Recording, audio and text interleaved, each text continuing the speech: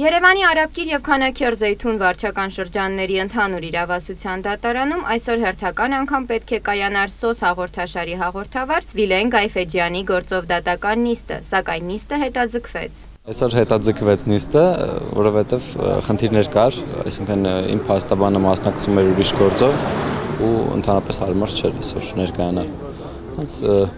լիազորագիր պետք է ներկայացնենք ու հետաձգվի։ 1 տարուց ավելի տևող դատական գործընթացի առիթը հաղորդաշարի թողարկումներից մեկն է, որում ըստ հայցվոր կողմի ոստիկանության գործածվում են ոստիկանների նկատմամբ վիրավորական արտահայտություններ։ Դե մարդիկ կարող է իրանց գտել են դրա մեջ, չգիտեմ, իրոք չգիտեմ, այսինքն անձնական վիրավորանք ոչ մեկին չեմ հասցրել,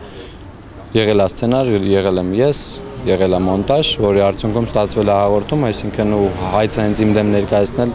նորից եմ կրկնում աբսուրդային է։ Դե ձգձգելու մասին չեմ կարող ինչ-որ բան ասել, այսինքն մի օր կարող է վկա կանչենք, մի օր ինչ-որ ապացույցների բաժանում է, իսկ ընդհանրապես չգիտեմ, քիչ աբսուրդային է։ Թե ինչ է սպասվում SOS հաղորդաշարին մոտ ապագայում եւ արդյոք վարչապետ Հովիկ Աբրահամյանի հրաժարականը կարող է թողարկումներից մեկի թեմա դառնալ, Վիլեն Գայֆեջյանն այսպես պատասխանեց։ Ճիշտ ասած, շատ մանր թեմա է, որ ես դրա մասին անդրադառնանք, ավելի շատ կարևոր բաներ կար։ Այսօր Հայաստանը ճգնաժամի մեջ է։